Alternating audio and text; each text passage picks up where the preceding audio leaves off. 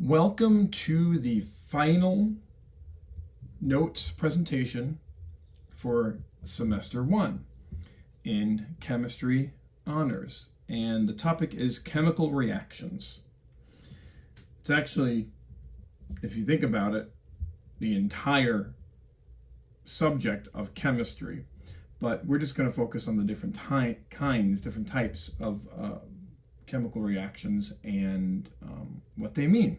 Okay, so the guided notes were available the day before, and if you don't have them printed, you know what to do. So what is a chemical reaction? It's when a substance called a reactant changes into a new substance, which we call the product. And the way we read a chemical reaction equation is that we have the reactants and an arrow followed by the products, and that arrow is very similar to, analogous to, the equal sign in a mathematical equation. So these are also called equations, chemical equations. And but we don't say equals. We don't say makes, we don't say produces, we say yields. So whenever you see that arrow, you say it as the word yield, or gives way to, creates. Okay? And what you see here is a slow motion animation of a match burning. And the yellow coloration instantly triggers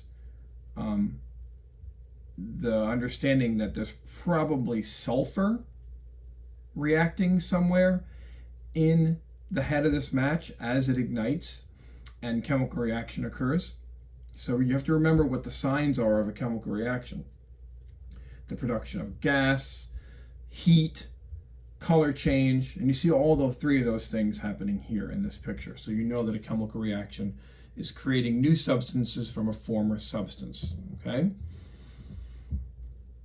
Remember this also: during a reaction, we break bonds. The bonds that were originally in place with the reactant molecules are being broken and then reformed, just kind of rearranged, really.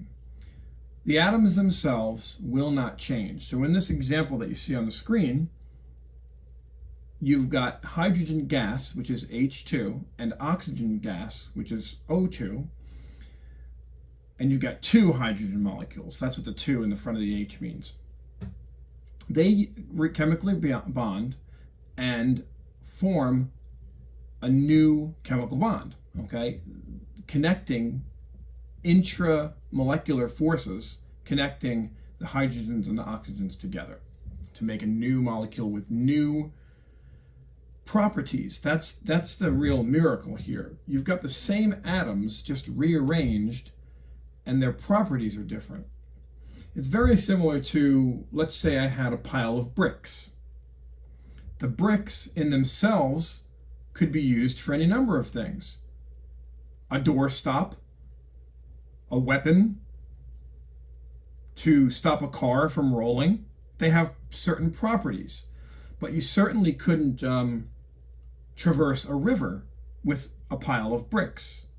Now, if you arrange those bricks in a certain pattern and you bond them together, they can have, depending upon that pattern and the strengths of those bonds, you could make a bridge that goes over a river, or you can make a house that stands many stories tall, or some sort of artwork. So you see, even so the bricks themselves didn't change, they just got rearranged, and in their rearrangement they have new properties, new purpose. So what is a chemical equation? It's just like a math equation, like I said before, that's used to describe a chemical reaction. And we've been talking about chemical reactions and chemicals for this entire semester so far. Now, what you're seeing here in this animation is, and you can do this at home, please just do it outside. This is just taking a 9-volt battery and touching it to a very fine steel wool. And that is enough energy to oxidize or chemically bond oxygen to the iron that makes up the Brillo pad. Well, it wouldn't be a Brillo pad. There's no soap in this. This is just for doing like finishing. This iron pad here you see is like for finishing woodwork and stuff like that. So the equation you see on the screen, iron plus oxygen yields iron oxide. It's an ionic compound because there's a metal, Fe2O3. We also call it rust. But it's a skeleton equation. We're going to be using that term a lot, skeleton, because it's not balanced. There's only one iron on the reactant side, and how many are on the product side? 2. This is breaking a law of the universe. We can't have this. You may remember doing this in 8th grade. So we used certain symbols when writing chemical equations that may indicate the physical state of the reactants and the products, and they are symbolized S, L, G, and AQ. S for solid. In the case of our iron and oxygen, we're using a solid iron in that previous example. Oxygen would be a gas, and a solid substance would be created. This is just for reference sake, so that we know what state of matter the reactants and products are in. Now here's an animation which if you go to college, you'll do this. If you go to college for pretty much any science whatsoever, you'll be taking chemistry, at least the first 2 years, inorganic chemistry. And in that class you'll do, hopefully, if everything goes back to normal, you'll be doing almost weekly labs. And in one of the labs that I remember doing when I was in college for my degree in biology, one of my chemistry classes, we were allowed to make nylon, which is a man-made synthetic fiber. And that's what you see here. This may look like snot to most people, but it is nylon. It's still wet, it has to get dried out, and then it becomes a thread, which can be weaved together to make nylon clothes. But it's a chemical reaction that occurs at the surface of the liquid. It's really, really cool. Catalyst, you probably learned about in biology class. A catalyst is a substance that is used sometimes to speed up a reaction. It is important to remember that a catalyst is not used up in the reaction, and it is not a product, nor is it a reactant. Okay, so here's an example. Manganese 4 oxide is a catalyst. It is used to convert hydrogen peroxide into water and oxygen. So you could take the stuff in the brown bottle that bubbles up on your boo-boos, and you can just add some of this manganese oxide into it, and you will get 2 products. You'll get water vapor, which is that white looking gas coming out of that beaker, and oxygen gas, which is invisible. You won't see the oxygen gas. And that black stuff is just the leftover manganese oxide that's in the bottom that was already there. It just bubbled up on the sides. So that's pretty cool when they pour in the hydrogen peroxide into that. Remember this, Brinkelhoff. I've reminded you guys in class several times about this over the past couple weeks. And you should be very familiar now with the fact that that is a very good way to remember the diatomic molecules of hydrogen, nitrogen, oxygen, fluorine, chlorine, bromine, and iodine. So let's get back to what a skeletal equation is. So we're going to have problems like this, okay? You're going to have something that says that in words. It could be in formulas, but most likely the upper level questions. And you're going to be writing some questions for your student-generated test coming up. Just know that you should have questions in words like this, and you're going to see them in the future. So here's an example, okay? So you may have to write a skeleton equation for the following.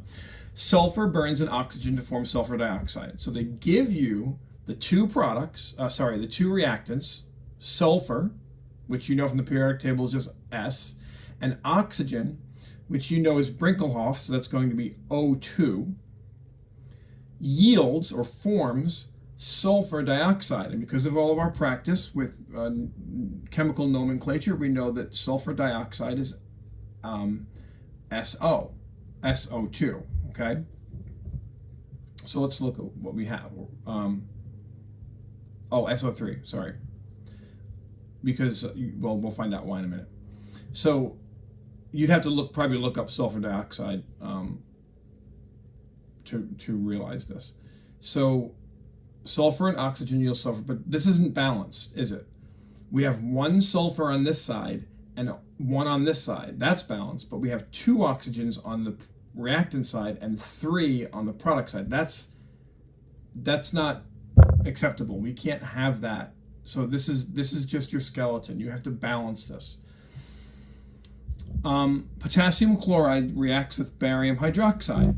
So the potassium chloride is your reactant along with barium hydroxide, and your products to form is yield barium chloride and potassium hydroxide. So again, you'd have to write these out. Potassium is K, chloride is Cl, barium is Ba, hydroxide is OH. So you have to go back and look at your periodic table of the ions. If you can't remember the charges, put these together to make your reactants, and then you just switch them around to make barium chloride and potassium hydroxide. And we're going to find out how to do that more in a little while. And this is what that would look like. Potassium chloride and barium hydroxide form or yield barium chloride and potassium hydroxide. So it's a 1-to-1 ratio, it's a 1-to-2 ratio, 1-to-2 ratio, 1-to-1 ratio. But count how many potassiums are here. 1 and 1, that balances. How many chlorines? 1 and 2. Okay, so we know that this is not balanced. We're going to come back to that later. Sodium hydroxide is supposed to be number 3. It says number 1. I don't know why. It reacts with sulfuric acid to form sodium sulfate and water. So again, we go back, we look at our nomenclature. How do we write sodium hydroxide? What's the chemical formula for sulfuric acid H2SO4? And we write the skeleton out. We're not balancing this, we're just writing skeletons, okay? But we know it's not balanced again because there's only one sodium here, but there's 2 on this side. Again, that's breaking a law of nature. We can't do that, so we're gonna figure that out. Here you go. They have to be balanced. So this is slide number 9. Recall your days in 8th grade science. Like I said before, you spent several weeks on one idea, and that idea was the law of conservation of mass. Several weeks, I remember, because I used to teach IPS. I used to teach 8th grade physical science, and we spent quite a long time on this. So any chemical reaction, the mass of the reactants must equal the mass of the products.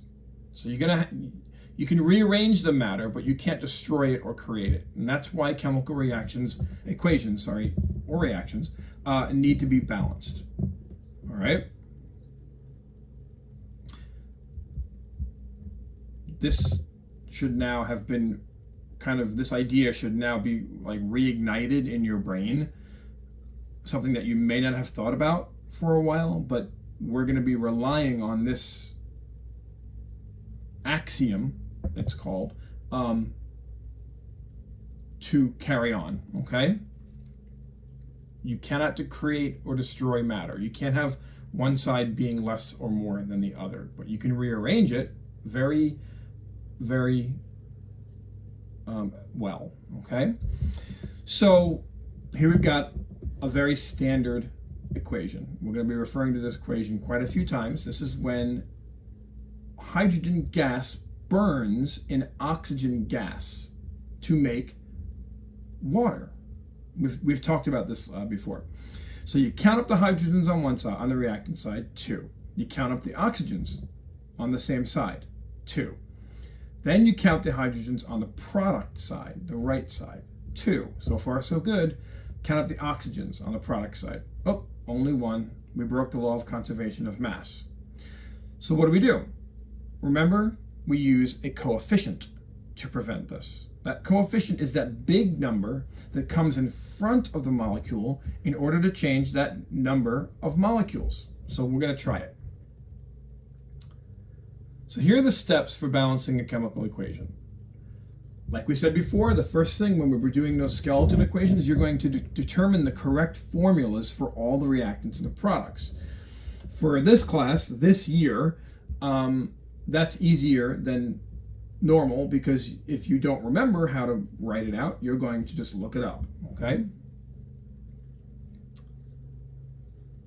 Then you're going to write out those reactants with an arrow followed by the products, leaving spaces between everything so that you can, with a pencil or typing, you can play around with the number in front, the coefficient in front. And then you use the coefficients to balance, okay?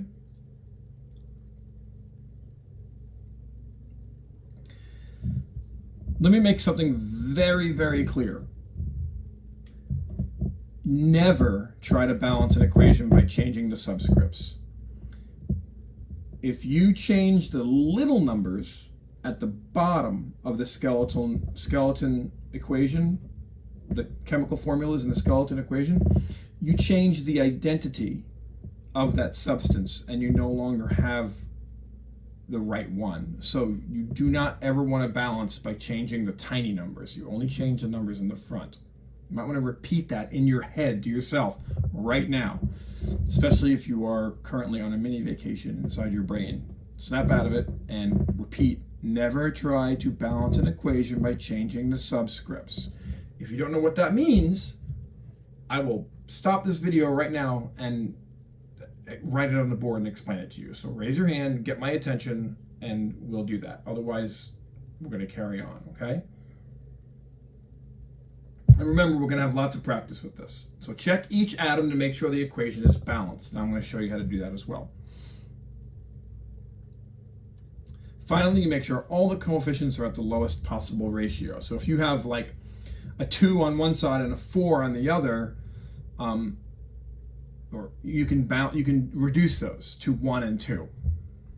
We'll see examples. Okay, so here's some practice. So here we've got silver nitrate and hydrosulfuric acid. We know it's an acid because that has an H in front, right? And the silver, the products are silver sulfide and nitric acid. Well, how did this happen? Well, we're going to find out more about how it happened later. It's really just a switcheroo equation, which we call double replacement, but we'll get to that later. Is it balanced? First step first.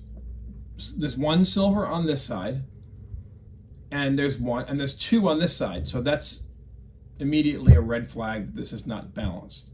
So one of my pieces of advice for you is to always start with the oxygens first. Try to balance the oxygens first. Now, because they're already balanced here, you don't have to do that.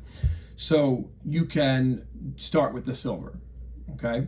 And we'll get some oxygen ones later. So if you play around with this, and how would I get this to be 2? How would I get the first silver to be 2? Well, I can't put a 2 here. I can't put a 2 in between this molecule, right there. I can't put a 2 there. I have to put the 2 in the front, right there. Okay. So let's try it. We're gonna make this a coefficient of 2. Okay. And now we're gonna add them up again. 2 silvers, 2 silvers, 2 nitrogens, only 1 nitrogen. That didn't work. Okay, so now we need 2 nitrogens here. Well, we could put a 2 in front of this. Let's go back and count. 2 silvers, 2 silvers. Okay, 2 silvers, 2 silvers. 2 nitrogens, 2 nitrogens. Now you got to factor this out. 2 times 3 is 6 oxygens. 6 oxygens. How many oxygens on this side?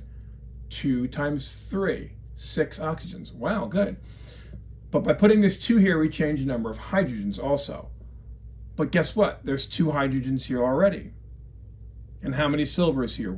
Sulfurs. 1 and 1. Everything balances out. And so I want you to practice that with the rest of these on your guided notes after, obviously. Okay, so you're going to continue to do that. And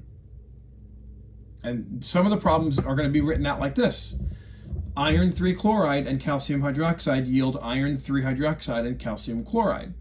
It's the same exact thing. You just have to put them into formulas like you see back here and then play with the coefficients in front.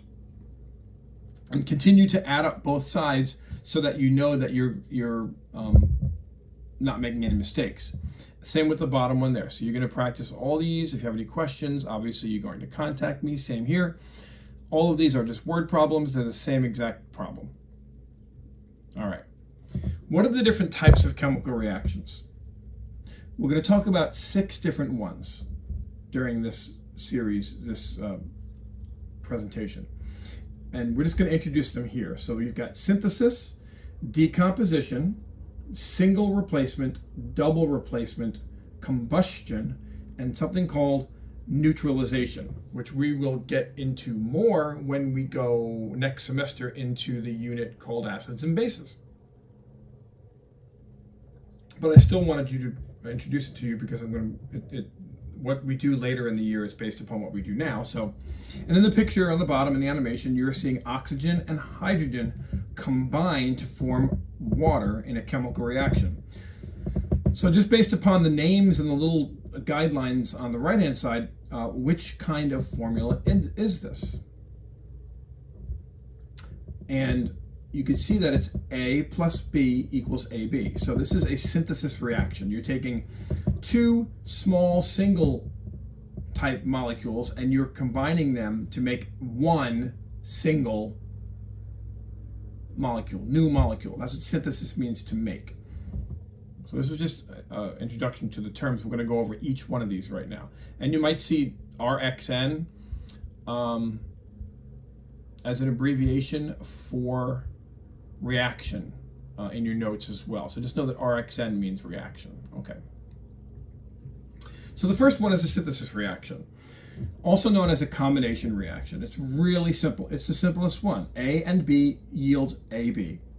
2 substances combine to form a single substance. So on your, when you're creating test questions, you're going to be picking probably 1 question from every unit that we've covered. It's really not that many. I think it's like 6 units or something like that. So that's 6 questions. But they have to be higher order questions. One of your questions is going to be from this unit right here. And so you could simply talk about, your question could be, which of the following is the simplest reaction type? And the answer would be synthesis reactions, because it really is. It's just A and B equals AB. And oftentimes, when you do this, you get a large release of heat and light, and that's called exothermic. Exothermic, exo meaning to exit, thermic meaning energy, or heat specifically, but energy generally. So energy is leaving. So this reaction is going to feel hot. It's going to make a sound. There's probably going to be smoke, and fire. So that's synthesis reactions often have that side event.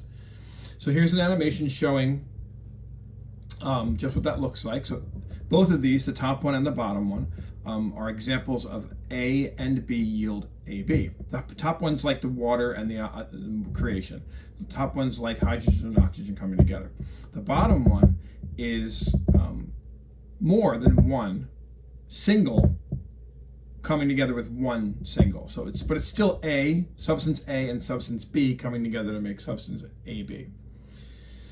So here's some questions, and these are in your notes. Will the product be an ionic compound or a covalent compound? So think back a little bit, not too long ago, because we just took a test on this.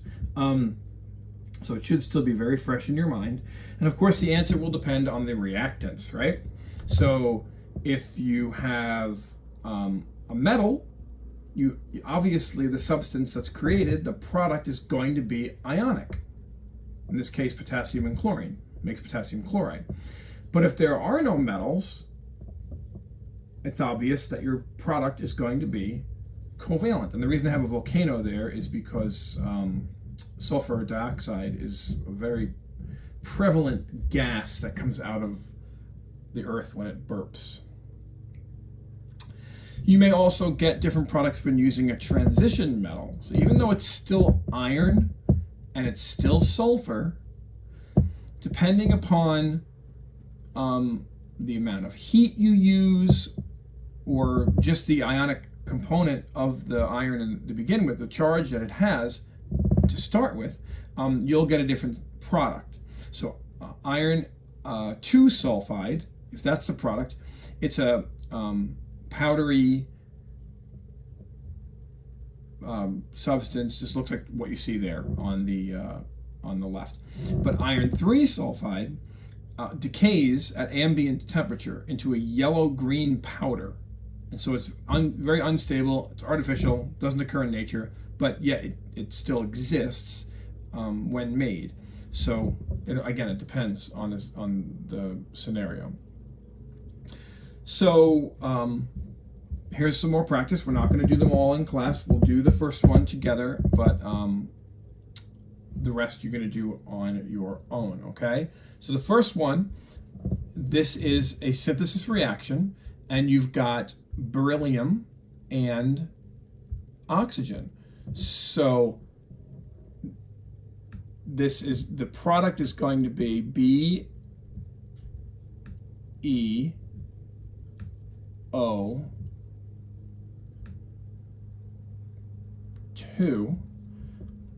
Okay, oxygen's charge is well, let's just look at our answer. It's just BeO. There is no 2. See, we needed to do the charges because it's ionic. So the product is just BeO.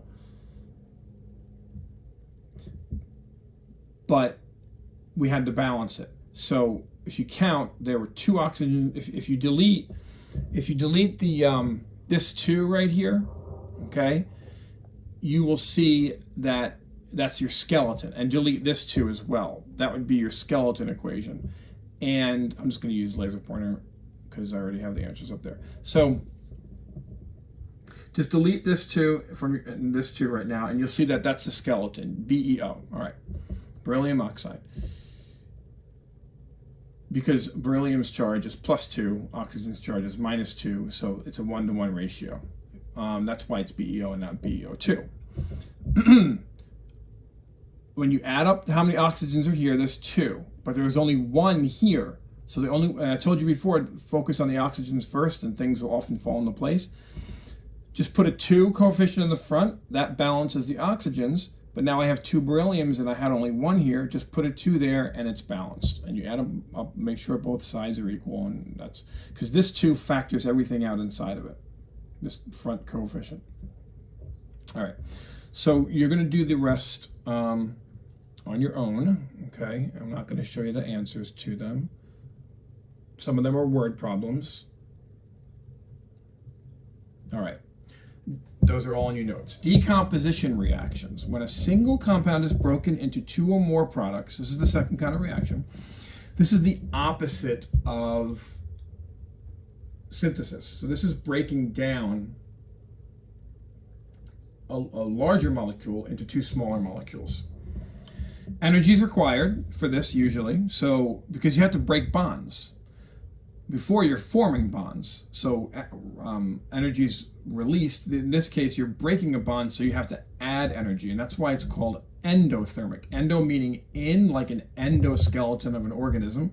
That's like us. We have an endoskeleton, not an exoskeleton. Our skeleton's inside.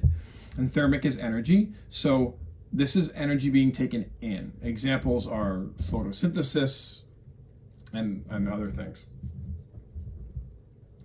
And this is an example. You just take one substance, which is made up of atom A and B, and you break it apart to get two separate substances. Okay, so the first one is just a simple unpairing, and the second one's you're getting potassium chloride and oxygen. Those are your A and B. Even though you've got more than two atoms, oxygen, chlorine, and potassium, you're still starting with one reactant and ending up with two products, oxygen and potassium chloride. Okay. So here's some more complete and balanced the following. We're not going to do that. It's just breaking them down, okay, into their, well, you know what, we probably should go back to this one. I am going to do this one with you. So this is, you can do this. This is called electrolysis. Not the kind of electrolysis where they burn hairs out of your skin and the hair never grows back. That's a different kind of electrolysis. This is if you take electrical wires, a positive and a negative, and you put it in the water, and the water actually breaks apart. It bubbles, and you can collect the pieces, the individual parts. You can collect oxygen on one and hydrogen on the other and do things with them. You can really just turn water into fuel, which is hydrogen and oxygen.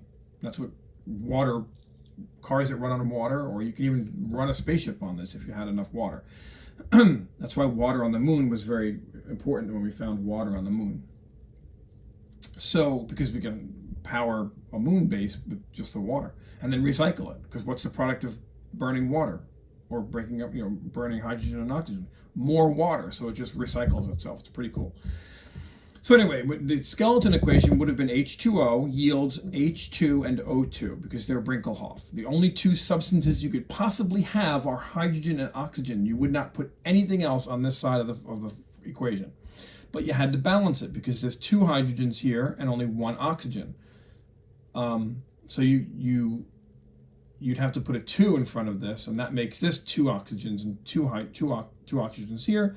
But then that makes this 4 hydrogens, so you had to put a 2 there to make that 4 hydrogens. So again, you're not playing with these subscripts. Those are in stone, immovable.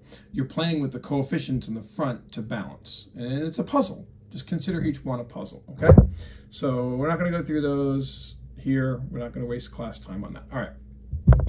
The third one is a single replacement reaction when one element replaces a second element in a compound. This is just a switcheroo, okay? It's like B and C are out on the dance floor dancing, and A wants to come cut in. So A comes in, excuses themselves, and B steps back, and A and C now dance, okay? It's just that simple.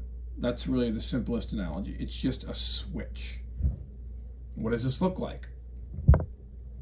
Well, it depends. It happens differently with different substances. So a metal can replace a metal as long as the metal that it's replacing is a lower reactivity. And I put this little chart in your notes already. That's why it says in notes there.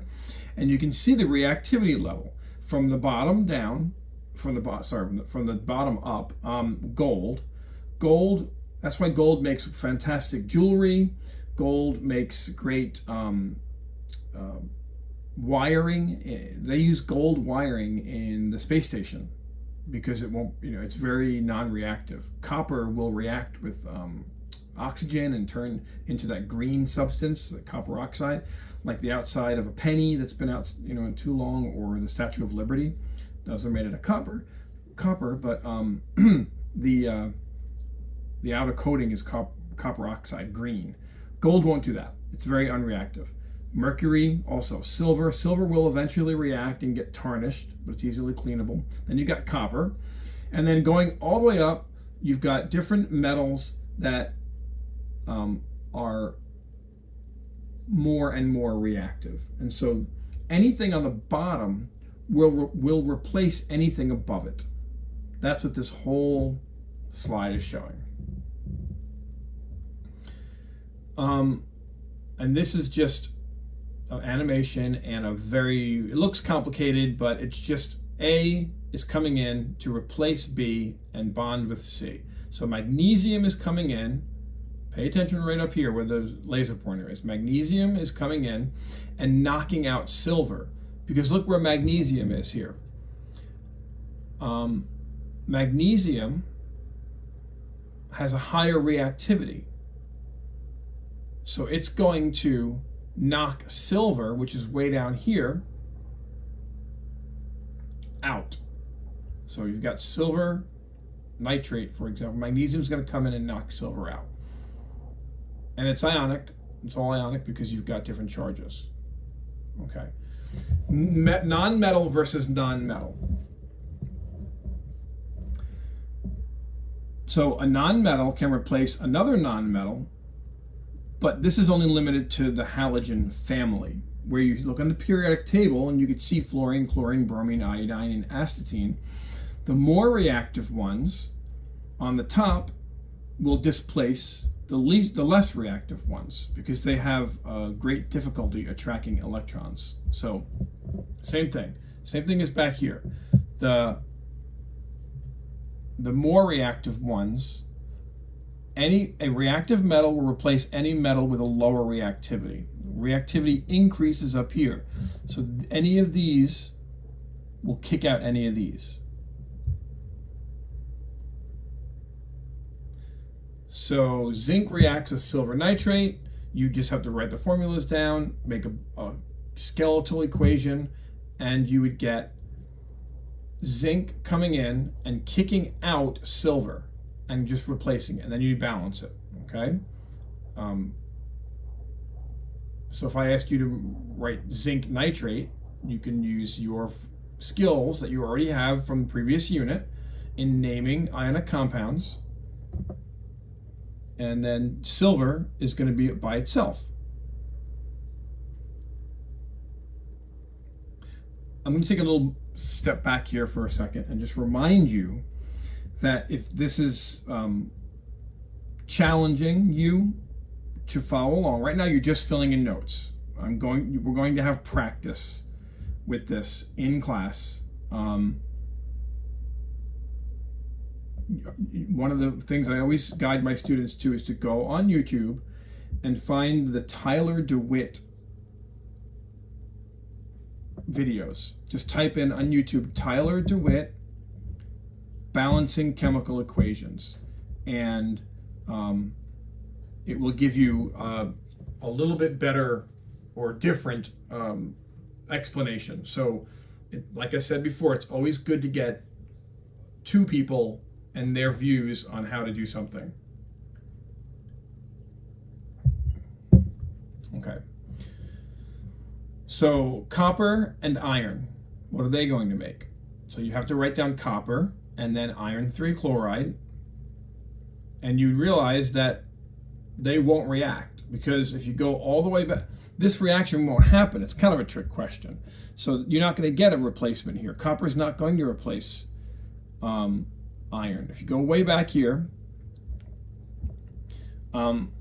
copper has a less reactivity than iron, okay? Iron's up here, so iron's more reactive. Copper can't kick iron out. All right? So there will be no reaction. This metal would just sit there and do nothing. So you can look at the other two in your notes on your own and work those out. You can always come back to the video and find the answers later. The fourth one is a double replacement reaction. This is when you have a double switch. So imagine you have A and B on the dance floor and C and D on the dance floor, and then they get close to each other, and they, it's kind of like square dancing where do-si-do change your partner. This is just changing your partner, okay? So you've got A going to D and C going to B. That's it. A and C are cations because they come in the front, and B and D are anions. They're the negative ions. They're in the back. So, or they come after the positive ones. So a double replacement looks like this. You've got two substances that come together and just switch. That's it. Double replacement. It's just a switcheroo. That's all.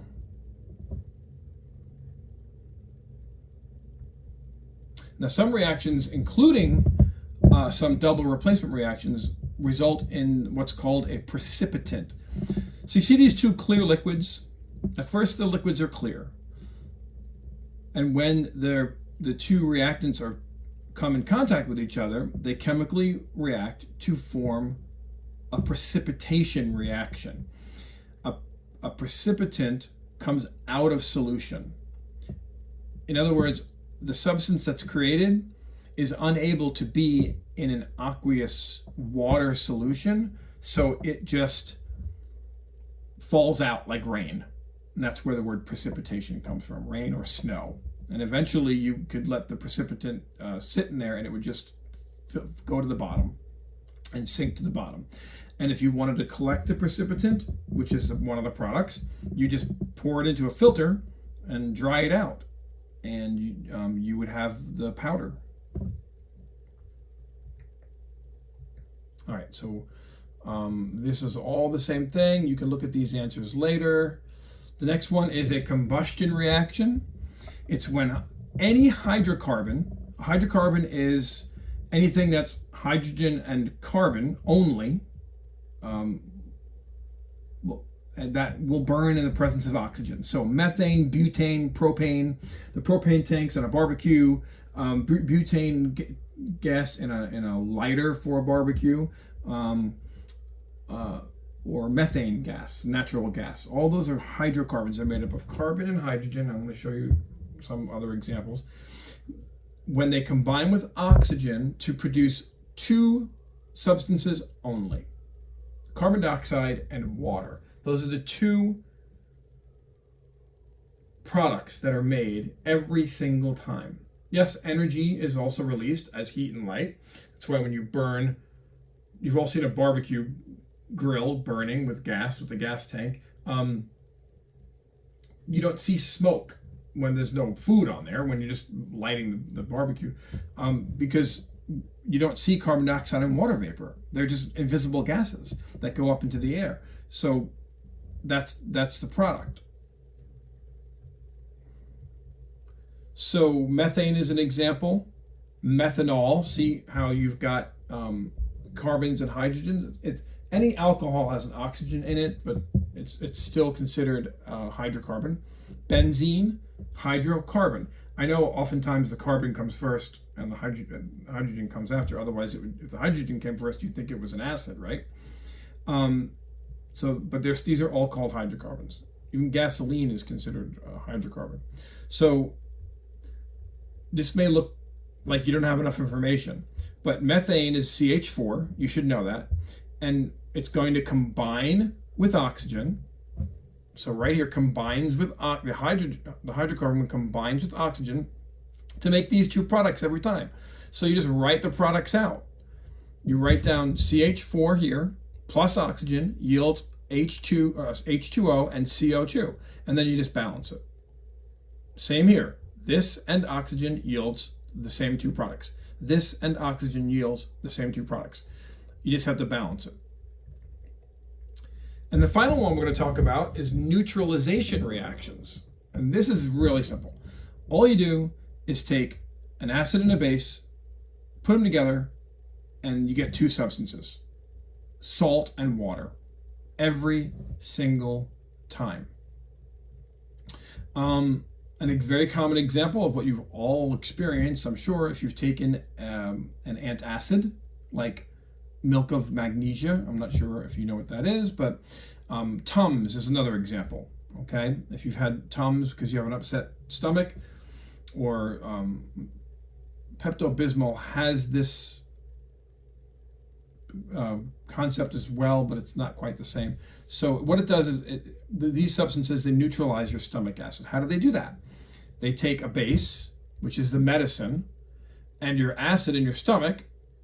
And what happens? You get a salt and water. That's neutralizes the acid, or the acid neutralizes the base. I know we really haven't learned about acids and bases yet, but we will. So if this assignment is identifying the type of reaction and balancing it. So this is going to be a double replacement, this is going to be combustion, and so on and so forth. And you're going to work on these on your own, okay? All of those. And that ends that. Work on those, fill in the notes. That's kind of essentially your homework.